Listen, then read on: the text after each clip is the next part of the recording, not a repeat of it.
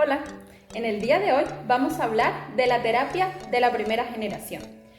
De entre todos los autores vamos a hablar de tres específicamente. El primero es Skinner, con su teoría del condicionamiento clásico y operante. Skinner es el representante de los Estados Unidos. El segundo es Joseph Goldberg, de Sudáfrica, con su teoría de la desensibilización sistemática. Por tercero tenemos a Hank Heissen, de Inglaterra, con su teoría de la terapia conductual. Ahora hablemos de cada uno. Bueno, hablemos del representante más conocido, Skinner.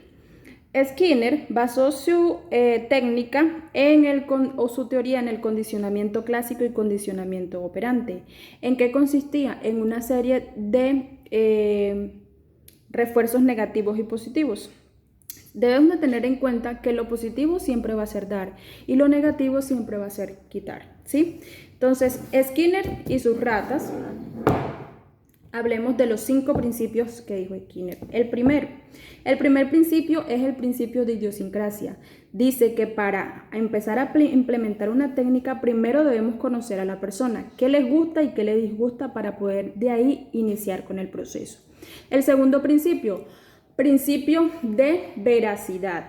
Es decir, no podemos castigar siempre de la misma forma. ¿Por qué? Porque la persona se va a ir acostumbrando a ese castigo, a ese refuerzo, y lo que vamos a desarrollar en él es que se acostumbre, ¿sí? a cómo reaccionar ante ese castigo o refuerzo. El tercer principio es el principio de reciprocidad. La idea es que el refuerzo y el castigo sean proporcionales a la conducta. Podemos tener un ejemplo claro aquí en este caso, y es que cuando los padres le dan un incentivo a sus hijos, cuando aprueban una evaluación o aprueban una evaluación en 5 y el incentivo es totalmente desproporcionado, ¿sí? Por ejemplo, le regalan un iPhone o le regalan un celular de última tecnología y resulta que ¿qué le va a dar cuando apruebe el curso? Ahí lo que vamos a hacer es desmotivar al niño. Hablamos de un cuarto principio y este principio es el principio de contingencia. ¿Sí? En este principio es importante que esté dentro de todo el proceso o toda la técnica.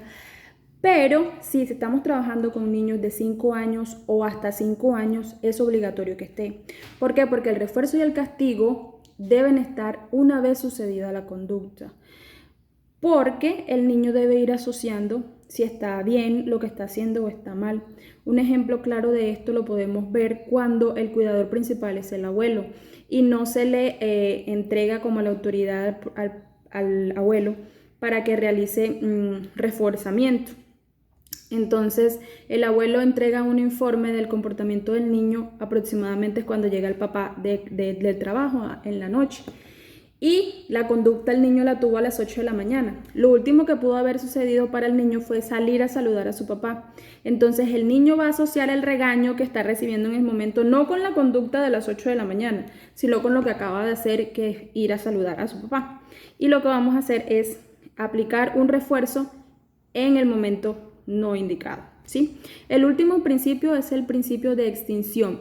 En ocasiones, antes de que la conducta desaparezca, hay un leve o se eleva al máximo repertorio comportamental.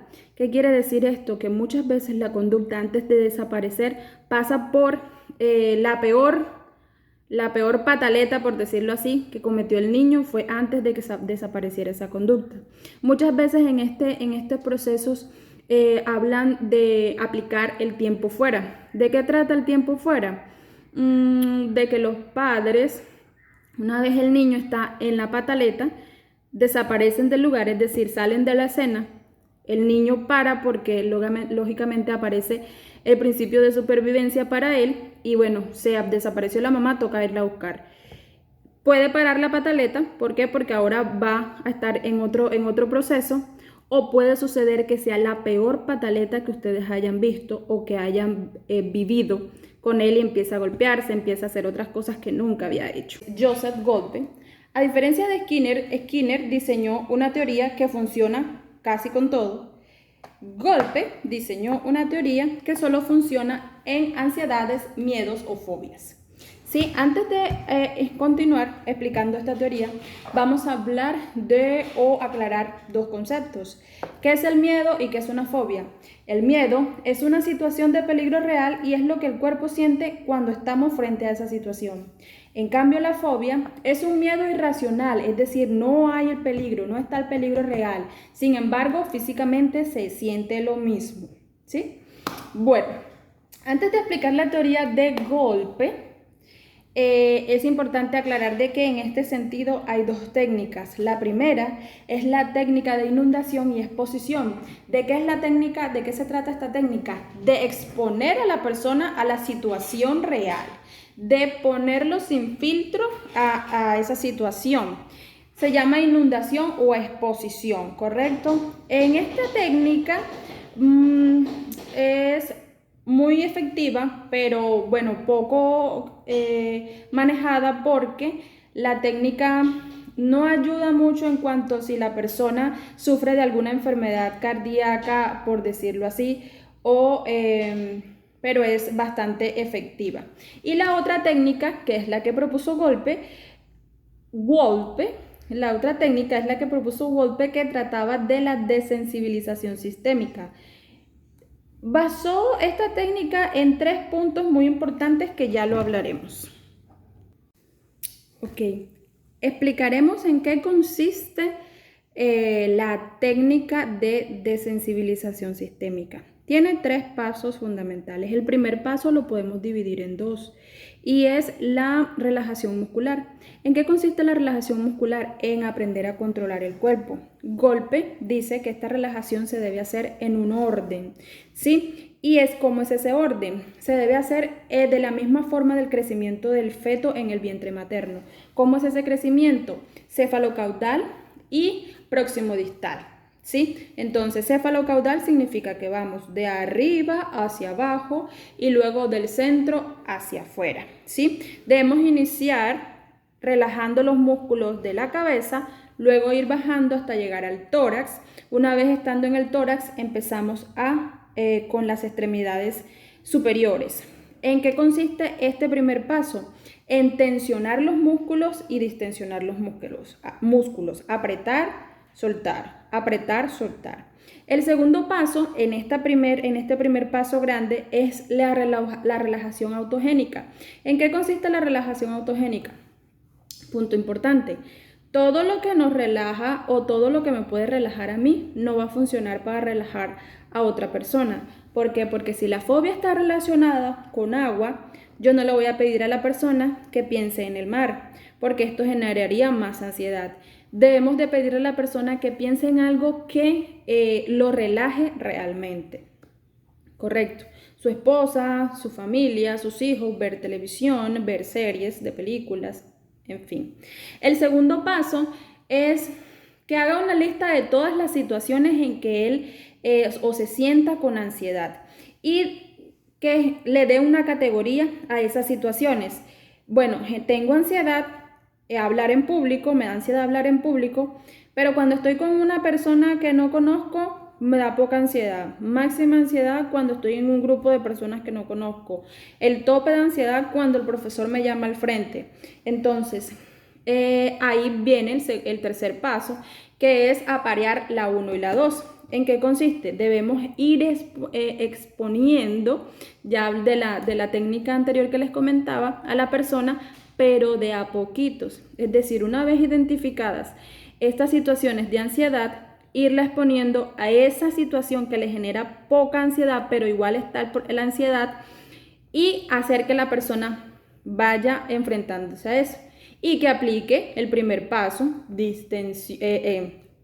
tensión, distensión, respiración, pensar en algo que le genere tranquilidad y hasta que apruebe ese primer escalón, por decirlo así.